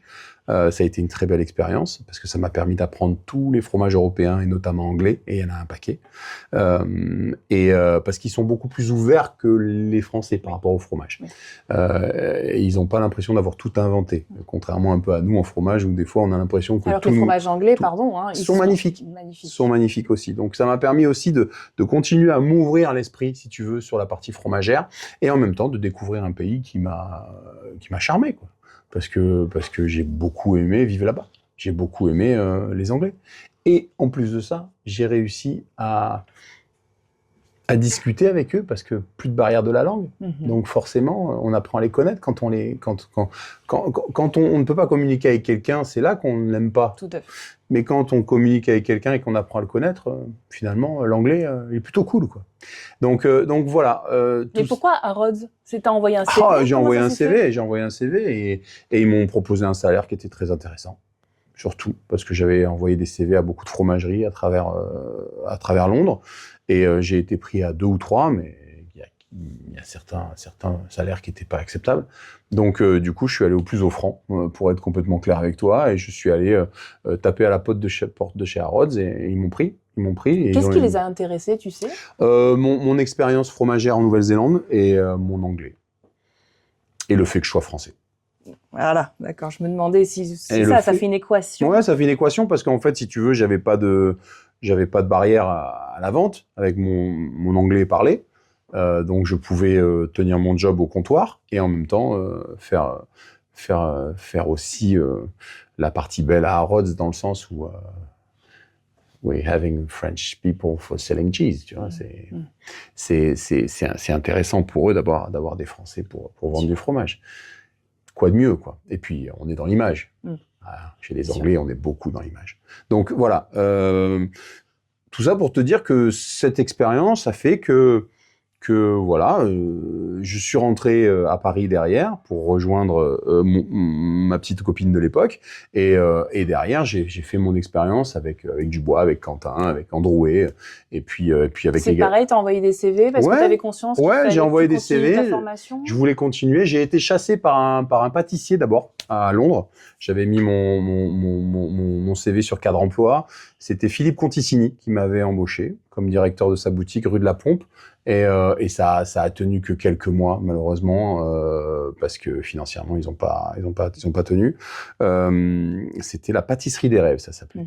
Rue du Bac et rue de la Pompe. Et donc, je me suis dit, t'as eu tort d'aller dans la pâtisserie parce que ton métier, c'est le fromage. Oui, qu'est-ce qui t'a fait? Parce que si tu veux, ça me permettait de remettre un pied sur Paris, de mettre un pied sur Paris, de rejoindre mon ami de l'époque, et puis de me dire, tiens, je suis cadre quand même, tu sais, j'arrive dans quelque chose de bien. Donc, eux, ils étaient intéressés par mon background à l'étranger, etc. Donc, ça a été, si tu veux, à l'époque, j'étais en mode curieux aussi. Je voulais découvrir. Je me suis dit, pourquoi pas un autre métier de bouche? Et puis, c'était un milieu pas du tout fait pour moi. En tout cas, ce magasin-là, parce que c'était un petit peu guindé, en plein 16e arrondissement, donc particulièrement guindé. Mais je me suis dit derrière, quand ça s'est terminé, je vais continuer dans le fromage. Et là, c'est là que j'ai contacté Marianne Quentin, que j'ai travaillé pour elle. C'est là que j'ai contacté Androuet, que j'ai travaillé pour eux.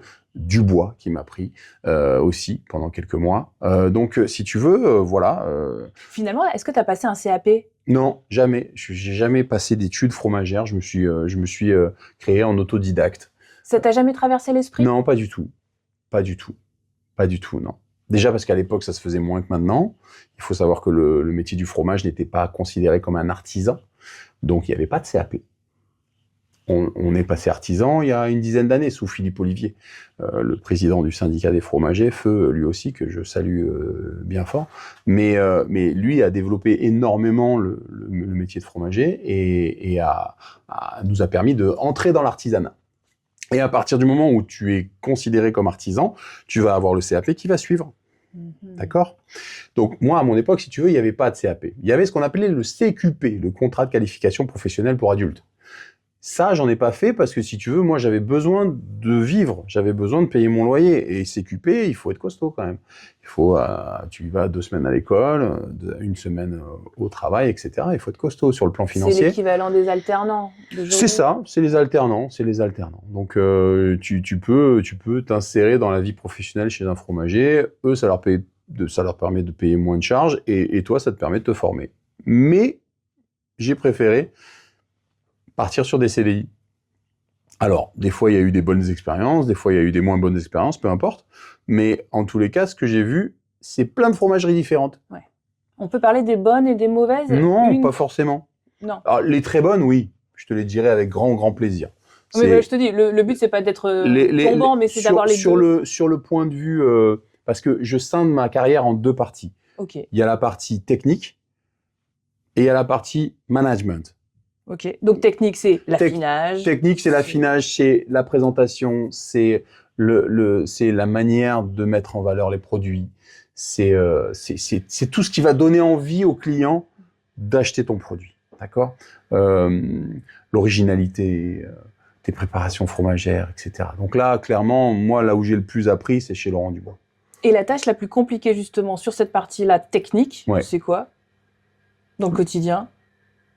Un peu tout, si tu veux. T'as la coupe, l'emballage. En fait, j'arrive...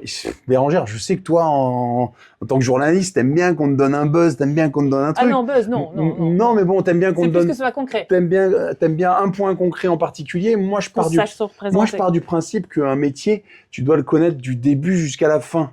Et il n'y a pas de choses plus importantes que d'autres. Ok. Tu vois, c'est difficile à te dire parce que si tu sais couper, mais derrière, tu sais pas emballer, ou tu sais pas mettre en valeur ton produit, ou tu sais pas mettre en rayon, ou tu sais pas affiner, du coup, il te manque un truc. Ouais. Donc, en fait, c'est la totalité de ces choses-là qui, mis bout à bout, te font devenir un bon artisan. Eh ben, ça, c'est important. Tu vois, c'est vrai que, non, mais tu vois, c'est ça. Oui, mais c'est les questions et du coup, il y a une addition de choses à savoir qui est colossale. Et après, il y a la partie management. C'est-à-dire que si tu veux grandir, être seul, c'est pas possible.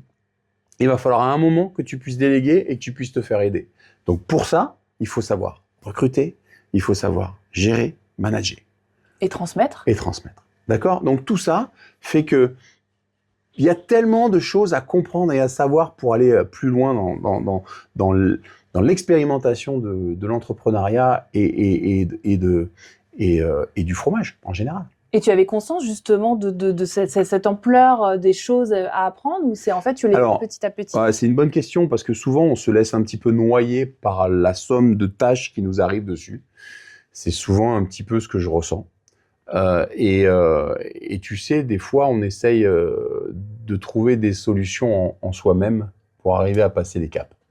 Et moi, ma solution, c'est de prendre tâche après tâche. C'est de pas me laisser déborder par mes émotions quand je vois une masse de travail colossale qui m'arrive dessus. Je me dis, OK. Tu fais quoi? Tu sors de ta boutique? Non, je sors pas. Je sors pas, je bosse. Je fais ce que j'ai à faire. Je prends tâche après tâche. Et je les enchaîne. Et je les enchaîne. Et je les enchaîne. Pas comme un robot, parce qu'il y a besoin de réfléchir énormément. Mais par contre, j'ai une capacité de travail qui est très forte. Donc en fait, si tu veux, je vais enchaîner mes tâches jusqu'à ce que, ça y est, le temps se dégage et que j'arrive... Avoir du temps de cerveau disponible. Ouais, et j'arrive à visualiser quelle va être la fin de ma semaine. Parce que ça y est, j'ai le plus dur est derrière moi. Tu vois, je me suis occupé de toutes mes palettes, de toutes mes commandes, de ceci, des fournisseurs à visiter, des clients à livrer, etc. Tu vois, et après, au bout de tout ça, tu te dis, ouais, ça y est, je commence à voir que là, ça se passe plutôt bien. T'as toujours su être comme ça? Savoir justement mettre les tâches de côté? Alors, figure-toi que j'ai trouvé une observation de mon prof de technico-commercial au lycée. Parce que j'avais fait un bac G, ce qu'on appelait un bac STT à l'époque, commerce, et sur l'observation, il disait Thomas fera toujours tout pour réussir et saura comment y arriver, quelque chose comme ça, tu vois, et saura quel chemin prendre pour y arriver. Donc ça veut dire qu'à l'époque, lui, en tant que professeur, il avait capté que quand j'avais une idée en tête, je savais comment faire pour y arriver. Tu vois ? Forcément un chemin. Donc je pense que oui, j'avais déjà ce côté, ok, par quel chemin on va passer pour y arriver, tu vois ? Tu comprends ? Je pense que ça, je l'ai toujours eu, ouais. J'ai toujours eu cette suite dans les idées.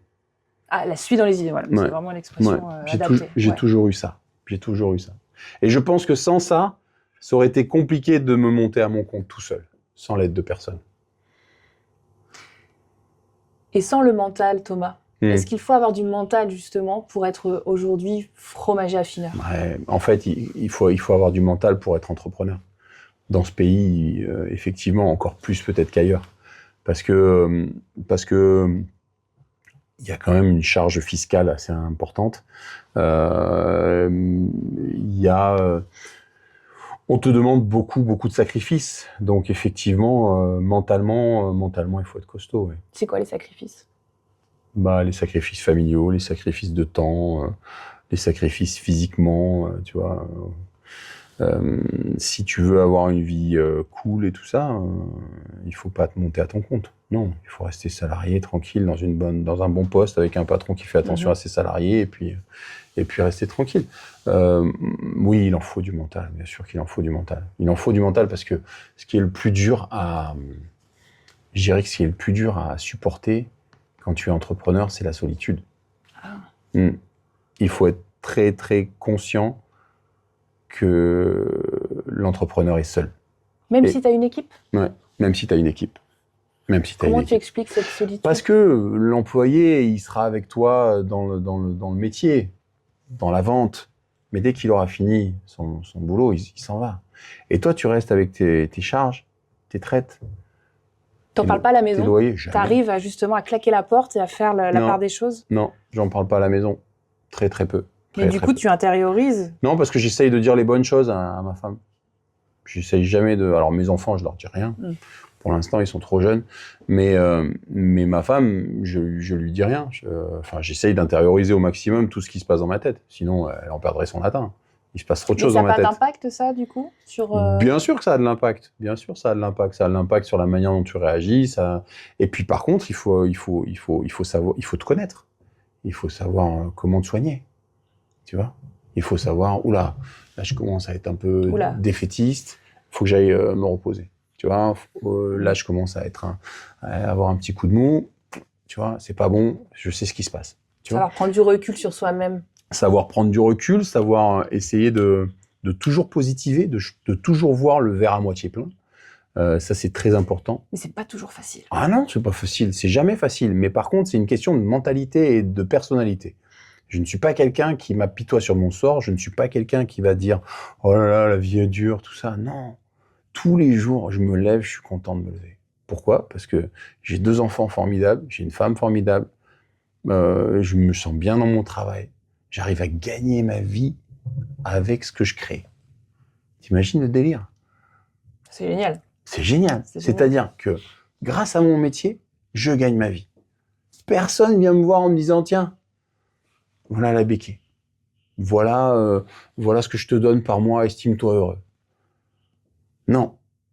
Mais par contre, ça demande des sacrifices et ça demande effectivement une capacité à rester seul. Tu sais qu'on n'en parle pas souvent de la solitude. Non. Merci de mettre ce point-là parce qu'on aborde rarement cette thématique. J'ai écouté certains de tes podcasts et effectivement, tu n'en parles pas. Ouais. Et pour moi, c'est ce qui me passait par la tête en premier. Et quand j'ai passé le SIP, le stage de préparation, non, le SPI, le stage de préparation à l'installation, c'est un stage qui est obligatoire, c'est sur 2-3 jours à la Chambre des métiers, c'est obligatoire pour pouvoir t'installer à ton compte. Eh ben, j'étais tombé sur un formateur qui nous en avait parlé. Et ça m'avait marqué. Il avait dit, vous serez seul. Dans n'importe quelle situation, vous serez seul. Ça t'a préparé en quelque sorte. Mais alors déjà d'une, je m'y attendais, mais ça s'est avéré tellement vrai, quoi. C'est pour ça que j'y pense souvent à cette phrase-là, parce que la solitude, c'est le quotidien de l'entrepreneur. Quand tu te montes, t'as pas forcément quelqu'un à tes côtés pour embaucher. T'as pas les moyens forcément d'embaucher, donc tu es seul. Et ensuite, par la suite, même quand tu as les employés, tu restes toujours seul face aux problèmes qui peuvent t'arriver sur le coin de la figure. Ou quelqu'un qui te dit tu vas dans le droit chemin. Un client qui est mécontent, est-ce que tu crois que le salarié va monter au créneau? Il va dire non, c'est moi, c'est ma faute. Non, c'est toi. T'as oublié une traite, c'est toi. T'as fait une erreur avec un client, c'est toi. Enfin, tu vois ce que je veux dire. Donc, il faut bien comprendre que la solitude fait partie du quotidien de l'entrepreneur. Et à chaque fois, je dis l'entrepreneur et je dis pas le fromager, je fais exprès. Parce que je sais qu'il n'y a pas que des fromagers qui nous écoutent. Ça, c'est la première chose. Et de deux, le fromage, pour moi, c'est la partie plaisir. Et je fais bien le distinguo entre le fromage, qui est ma passion, qui est mon gagne-pain, qui est ma manière de me mettre en avant, et la partie gestion, où là, c'est bien plus... comment dire... c'est pas aussi sexy, quoi. Voilà, tu vois, c'est un petit peu plus sombre. C'est la partie back-office, c'est la partie gestion, c'est la partie organisation, logistique. Sur laquelle il faut alerter, notamment pour les gens qui voudraient se lancer. Énormément. Et comme tu disais tout à l'heure, on n'est pas tous faits pour affronter une vie d'indépendant. Bien sûr, bien sûr. Il y a une partie trésorerie qui est colossale. Que faire de ta trésorerie? Tiens, je m'achète la nouvelle BM. Ou est-ce que j'attends parce que peut-être que l'avenir va être dur? Tu vois? Et combien il y en a des artisans, des entrepreneurs qui se disent « Attends, je peux me prendre un leasing. Un leasing, c'est rien du tout. C'est sur 2-3 ans. » Ouais, d'accord. Mais qu'est-ce que tu as gagné? Voilà. Donc tout ça, il y a une partie gestion qu'il faut bien arriver à prendre en compte et à se dire, voilà, si tu n'es pas gestionnaire, ça va être très compliqué pour toi de survivre. Parce qu'une fois que l'URSSAF sera sur toi, ou même le RSI, une fois que les charges passeront, une fois que tout ce qui est assurance, prévoyance, etc., tout ça, c'est pour tous les salariés. C'est pour tous les... Donc tout ça, à la fin du mois, c'est un énorme budget. il faut tout calculer. Et permets-moi de te dire que faut être bien accompagné avec un bon comptable. Ouais, ouais. Mais par contre, il faut aussi avoir une bonne gestion personnelle et d'un bon père de famille, en fait. La gestion du père de famille, très connue, si tu veux. On dit souvent, il gère ça comme un bon père de famille. Mais c'est vrai.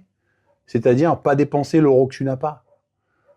Et je pense qu'aujourd'hui, si on va dans le mur, c'est parce que justement, on a créé une société qui surconsomme, qui survit. En 2 mots. En 2 mots. Tu vois ce que je veux dire? Complètement, mais voilà. c'est important. Et en fait, on est en train de se créer des besoins, oui. alors qu'on n'en a pas forcément. Et surtout, on n'en a pas forcément les moyens. Même pas que les besoins, mais les moyens, en fait.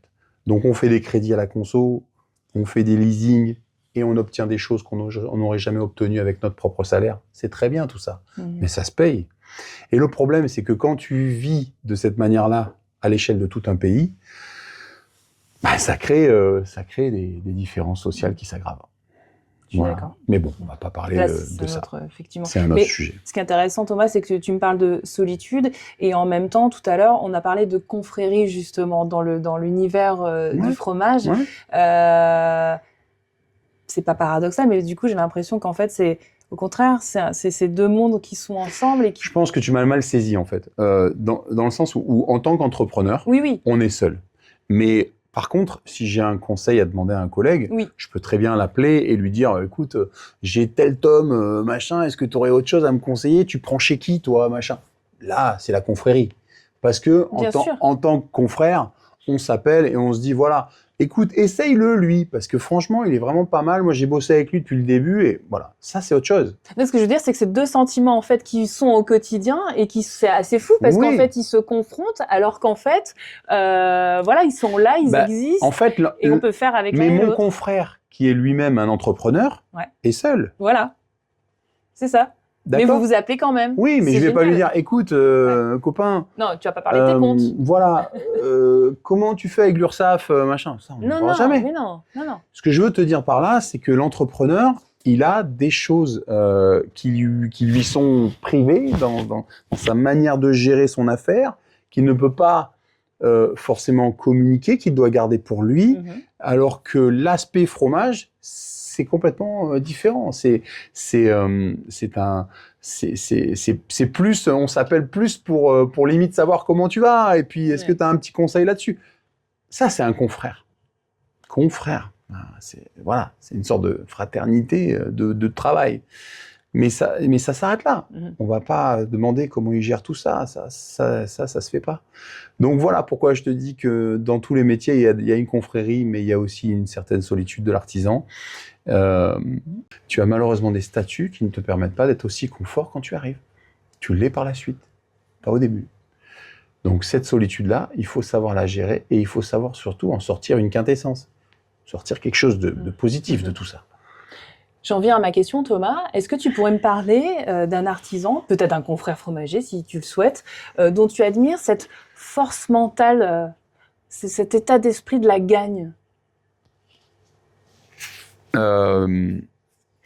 J'ai envie de te dire que j'ai pas de nom particulier qui me vienne à l'esprit, ni de chef, ni de... J'ai des pygmalions, c'est-à-dire des gens à qui j'ai envie de ressembler sur le plan technique. Des mentors. Des mentors, voilà, ça oui. Mais après, j'ai jamais été complètement into it, tu vois, j'ai jamais été complètement aspiré dans sa bulle pour savoir comment il gère les choses et s'il m'impressionnait ou pas dans sa manière de gérer les choses. Je serais incapable de te dire... Parce que finalement, tu penses que le mental, c'est quelque chose de très personnel et qui est tellement intérieur que... Ouais. En fait, tu sais ce que j'aime dans le fait d'être artisan, c'est d'arriver à se créer son soi. Tu vois? Et c'est ce que j'aime, c'est-à-dire que grâce à ta personnalité, grâce à la manière dont tu traites tes produits, grâce à la manière dont tu vas traiter tes employés, à la manière dont tu vas traiter tes clients, eh ben, tu vas avoir une vie qui va te ressembler à la fin. C'est ça qui m'importe en fait. Le Pygmalion, tu sais, quand j'étais gamin, j'avais pas de star. J'avais pas de... T'étais pas fan? Non, j'étais pas fan. Je voyais... Même pas d'un basketteur? Non, je te jure, un jour, j'ai vu Magic Johnson, tu vois, Michael Jordan. Je me suis pas approché pour les voir et Attends, quoi, en vrai? Ouais. Ouais, pour un autographe, je me suis pas approché pour les voir. Enfin, j'ai vu le match, mais je me suis pas approché pour les voir et pour leur faire signer un autographe. Waouh! Mais pourquoi? Parce que je suis pas comme ça. J'ai jamais été groupie. Tu comprends? Ouais. J'ai jamais été, tiens, va te cogner 2 heures de queue avec le papier comme Oui, ça non, pour. mais- Tu vois ce que je veux dire? J'ai Ouais. jamais été comme ça. Je préférais les voir, je préférais prendre du plaisir à les regarder jouer et me dire j'y étais, plutôt que d'aller leur taper la main derrière. Ça m'intéresse pas, ça. Pour moi, c'est futile. Et je pense que dans le fromage, c'est un peu pareil. Je n'ai pas je n'ai pas d'idole. Ce que je veux, en fait, c'est arriver à créer mon style et d'être heureux avec ce que j'ai créé. Mais si les autres sont heureux, ça me fait énormément plaisir s'ils le sont. Mais je ne serai pas quelqu'un d'envieux, je ne serai pas quelqu'un à vouloir être comme un autre. Ah non, alors c'était pas l'objet effectivement Non, de la mais question. tu hein, vois, non, mais bien sûr, Mm. mais ce que je veux te dire, c'est qu'il n'y a pas d'envie chez moi de Je ressembler comprends. à quelqu'un. Je comprends. Il y a pas de. Ce que j'aimerais, c'est écrire ma page blanche. Mhm. Voilà. Ma seule motivation, c'est de me dire, tiens, La page blanche qui est déjà bien remplie, Thomas, pardon. oui, mais qui c'est qui l'a remplie? Toi. C'est moi. Mm. Tu vois ce que je veux dire? C'est qu'à la fin de ma vie, j'aimerais me retourner sur ma vie et de me dire, eh, j'ai fait ce que j'ai voulu. Et là, si je te posais la question, est-ce que tu as fait ce que tu as voulu? Ah, pour l'instant, je suis à 100% dans ce que je veux. Ok. Je suis à 100% dans ce que je veux. Je voulais avoir une famille, je l'ai, et elle est merveilleuse. Je voulais avoir un business, je l'ai, et c'est merveilleux. Je voulais vivre chez moi, sur la Côte d'Azur, et j'y suis, et c'est merveilleux. Moi, chaque fois que je me lève, j'ai la banane, je suis content. Donc, en fait, ce qu'il faut juste, c'est avoir un rêve et le suivre. Et continuer à le suivre, sans jamais s'arrêter. Ne pas écouter aussi les mauvaises langues? Oui, mais il y en aura je- toujours de ça. Ouais. Il y en aura Qui te toujours disent, de non, mais ça. un rêve, non mais... Encore une fois, rien ne t'empêche de trier ce que tu entends. Hmm. Tu n'es pas obligé de tout prendre pour argent comptant et émotionnellement en pleine face. Tu peux trier. Et surtout, il faut arriver à comprendre et analyser les personnes qui sont en face de toi. Est-ce que les personnes qui sont en face de toi sont bien pensantes? Est-ce qu'elles te veulent du bien? Ou est-ce qu'au contraire, elles sont plutôt tournées sur le négatif et elles vont essayer de te nuire? Donc ça, il faut arriver aussi à comprendre l'être humain pour savoir où mettre les pieds. D'accord? Parce que j'ai eu plusieurs expériences comme ça dans ma vie où on m'a proposé de financer mes projets et tout ça. Et c'était, voilà, il faut savoir où tu mets les pieds. Et surtout, si tu peux... Quand t'as senti qu'en fait, c'était Oui, le... c'était malsain. C'était Ouais. malsain. Ok. Mais en fait, surtout, si tu peux réussir tout seul, ne te gêne pas. C'est quand même beaucoup mieux que de devoir rendre des comptes à l'un ou à l'autre qui t'a financé au départ. Encore une fois, j'ai un métier qui me permettait de faire ça. Bien sûr. Tous les métiers ne sont pas comme ça. Donc, j'ai cette chance, c'est que je me suis créé et j'ai eu besoin de personne. Voilà. Et aujourd'hui, quand je réussis quelque chose, j'ai pas besoin de dire merci copain. Au contraire, je l'ai fait et j'en suis fier. Et s'il y a des gens à remercier, c'est mes employés qui me suivent et qui sont toujours là pour moi. Ça, c'est un chouette clin d'œil. Parce qu'on en parle rarement des employés. Mais en tout cas, moi, je sais que je ne serais pas arrivé à Nice à faire ce que je fais sans Florian, notamment. Oui, on peut donner leur prénom d'ailleurs. Ah, on peut donner leur prénom. Florian, qui est avec moi depuis le début. Je pensais à Mélanie aussi, qui m'a suivi avant pendant des années, qui a été une fille formidable. Et voilà, c'est des gens qui vraiment ont de la valeur et que j'oublierai pas de sitôt. On participait à ta réussite. Et oui, parce qu'on n'arrive jamais à rien seul, je pense. On ne fait jamais rien tout seul. Il faut avoir des... C'est pour ça que tout à l'heure, je louais les salariés, parce qu'il en faut des bons. Il nous faut des lieutenants, il nous faut des soldats, il nous faut des mecs qui partent au charbon avec nous. Il nous faut tout ça. Par contre, il est hors de question pour moi d'être un patron qui se la coule douce et qui attend que ça rentre. Ouais, d'accord. Pour moi, il faut montrer l'exemple constamment. J'ai eu dans ma vie des bons patrons et je m'en souviens encore. Pourquoi? Parce que c'est des mecs qui arrivaient avant, qui partaient après et qui bossaient plus que nous. Voilà ce que c'est un patron. Ah bah, tu t'en es inspiré parce que c'est exactement ce que tu m'as expliqué. Et je m'en au tout suis début de notre inspiré. conversation. Et je m'en suis énormément inspiré parce qu'il est hors de question que mes employés aient honte de moi. honte de toi? Ouais, honte de moi, ouais. C'est-à-dire Tu parles de qu'ils ne honte? soient pas fiers de travailler pour moi. Moi, je veux que mes salariés, ils disent, ouais, tu sais quoi, moi, je bosse pour Thomas, bah, tu sais quoi, il lâche rien, lui. Et le jour où tu trouveras un mec qui bosse plus que lui, bah, tu me le dis. Hein. Que tu sois un exemple? Ouais, toujours. Parce que si tu es un exemple, le salarié, il se relâchera pas. Il va vouloir toujours te prouver qu'il est là. Alors attention, hein, ça dépend des personnalités. Mais il n'empêche qu'il est important pour moi de toujours tirer vers le haut. Parce que s'il n'y a pas de locomotive derrière, les wagons, ils ne suivent pas. Donc pour moi, c'est réellement important de toujours montrer la voie. L'inaccessible étoile, comme disait Brel. On arrive au terme de l'enregistrement de cet épisode, Thomas. Ouais. Est-ce que tu fais du sport? Eh ben écoute, oui, je fais du sport. Mon grand problème, c'était que quand je rentrais le soir, un peu tard, j'avais pas le temps d'aller à la salle.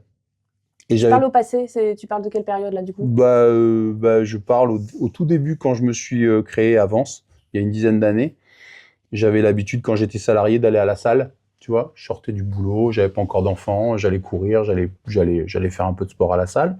Te vider la tête. Me vider la tête, tout ça. Et puis après, quand t'es artisan à ton compte, du coup, t'as moins de temps. Tu passes beaucoup plus de temps au boulot, donc du coup, t'as moins d'énergie le soir quand tu rentres. Et t'as pas du tout envie d'aller à la salle, surtout quand tu rentres à 20h. Et puis après, t'as les enfants qui arrivent. Et les enfants, ils ont envie de voir leur papa le soir. Donc du coup, tu vas plus du tout à la salle. Toi aussi, t'as envie de les voir. Et toi aussi, t'as envie de les voir. Tu vas plus du tout faire du sport. Et donc, ça m'a pris un moment pour me gérer par rapport à ça. Et c'est vrai que Vence, par rapport à là où j'habite, à Cagnes-sur-Mer, ça grimpe un peu. Donc pour y aller en vélo, c'est un peu compliqué. Mais depuis que je suis à Nice, j'ai la piste cyclable et je fais des allers-retours Nice-Cagnes 2 fois par jour, 4 fois par semaine. Il y a 15 bornes, donc ça fait 30 km par jour sur 4 fois par semaine. Je pars tôt le matin, je pars à 5h30, 6h de la maison, j'arrive ici à 7h. Et au moins, j'ai fait mon vélo, j'ai fait mon sport, ça m'entretient aussi sur le plan cardiovasculaire. Parce que c'est important pour moi. Et puis voilà. Et tu as intégré justement ce déplacement en vélo pour pouvoir combiner. Ok, c'était exactement. Réfléchi. C'était réfléchi. C'est-à-dire que ça me permettait de faire du sport tout en allant au travail. Et le basket, Thomas? J'ai plus trop envie d'y jouer. D'une part parce que je me suis bien blessé au quadriceps. Il y a une quinzaine d'années, quand j'étais en Nouvelle-Zélande, je me suis bien blessé au quadriceps. Et depuis, le quadriceps, c'est quand même le muscle du saut, le muscle de la course. Et donc, quand tu connais un petit peu la violence des appuis au basket, t'as plus trop envie de jouer au basket sans quadriceps. Donc voilà, c'est un peu compliqué sur le plan physique. Et puis, j'ai tellement envie d'être performant que ça me conviendrait pas de rejouer au basket aujourd'hui. Je sais que je n'accepterai absolument pas qu'un jeune gamin de 20 ans me monte dessus et vienne me dunker sur la tête. Ce serait quelque chose que je vivrais très très mal. Donc j'ai préféré passer à autre chose. Et aujourd'hui, tu vois, je m'amuse pas avec des ballons, mais je m'amuse avec des mimoulettes. Et ça a la même taille, la même forme et la même couleur. Mais une meilleure odeur. Et une meilleure odeur en plus. Voilà, on peut la manger. Donc voilà, après, tu sais, je pense que la vie est un enchaînement de pages dans un bouquin et il faut pas hésiter à les tourner pour pouvoir lire la fin de l'histoire. C'est comme ça que je vois les choses. Là, j'ai envie de rien rajouter, te remercier Thomas pour le coup, parce que tu as terminé sur ces mots qui font du bien, ressourçants. C'est gentil. Tu poses des mots, mais vraiment très concrets. Je me suis beaucoup analysé en fait. Je me suis énormément analysé. Mais quoi, tout seul Ouais, ou, tout seul. Ok. Ouais. Il faut. Parce que tu penses que c'est important aussi d'avoir du recul sur soi-même. Ouais. Il faut s'analyser perpétuellement. Arriver à savoir les bonnes choses que tu as faites, les mauvaises choses, ne pas les refaire et constamment être dans l'analyse de ton environnement, mais aussi dans l'analyse de toi-même. Pour être meilleur, on disait. Ouais. Quels sont tes atouts? Qu'est-ce que tu fais bien? Mais qu'est-ce que tu fais moins bien? Comment tu pourrais progresser? Voilà. Et ça, cette analyse-là, elle fait partie de moi-même. J'analyse tout ce que je fais. J'essaye de toujours être dans le bon, tu vois, d'être dans le bon rail. Et pour ça, c'est pas si simple en fait. Hein. On est une somme d'imperfections. Quoi. Oui, et puis c'est pas facile de s'analyser soi-même, savoir si aussi on a fait la bonne analyse. Ouais, mais comment tu sais que tu es dans le bon chemin? En fait, c'est essentiel d'arriver à se jauger et à aller suivant ce que tu sembles bon. D'accord ? La vérité de la palisse, elle n'existe pas. Mm-hmm. Par contre, si tu te sens bien dans quelque chose que tu fais, il faut continuer à le faire. Moi, je sais que ce que j'aime, c'est la performance. Donc, à partir de là, pour être bon, il faut arriver à s'analyser pour savoir comment progresser. Tu vois, un peu comme un athlète qui regarderait son départ, comment progresser sur son départ, comment progresser sur ses foulées, comment progresser sur beaucoup de choses. Je pense que il y a dans tout sport, dans toute activité, des choses à progresser, à faire mieux. Par contre, il faut s'analyser. Il faut poser un diagnostic sur ce que tu fais de bien, ce que tu fais pas bien. Quelles sont tes forces, quelles sont tes faiblesses. Sans se mettre la pression. Sans se mettre la pression, non. Non, parce que tu bosses dans quelque chose qui te plaît, donc c'est pas forcément une pression. Mais par contre, si tu veux réussir ton entreprise, il faut que tu sois bon. Parce qu'on n'ira pas chez un mauvais fromager. On ira chez un bon fromager. Donc, à partir de là, il faut être bon dans ce que tu fais. Pour être bon, qu'est-ce qu'il faut faire ? Allons voir les bons. Allons les analyser, eux aussi. Tu vois ? Et dans ta vie de famille, pareil. Comment il faut faire pour être un bon mari ?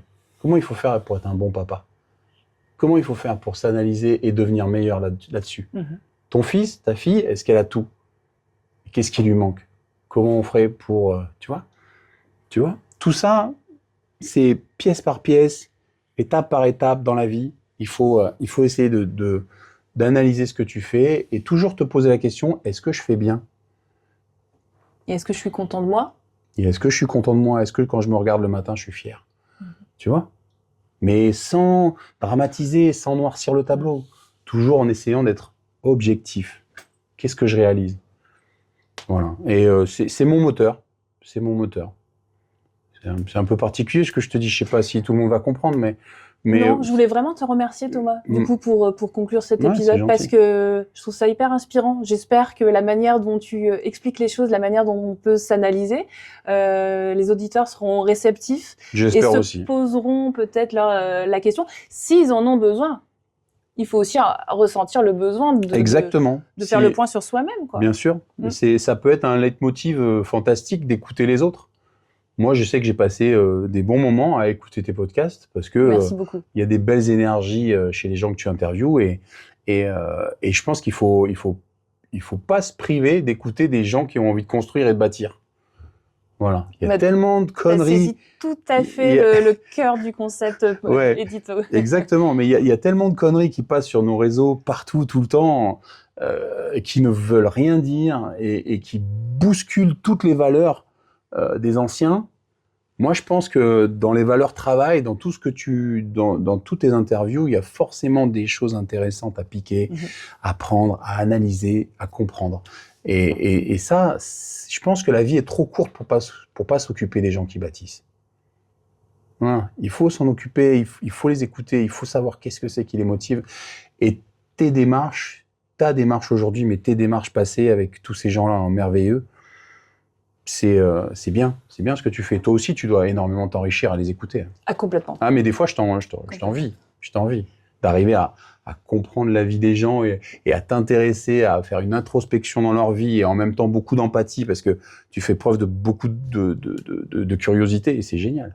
Donc, bravo à toi aussi. Je pense que c'est l'admiration aussi qui me tient. Ouais, mais l'admiration est réciproque. Ouais. Ah, c'est gentil. Voilà. Merci beaucoup, Thomas. Vraiment, merci de ton soutien. Merci, Bérangère.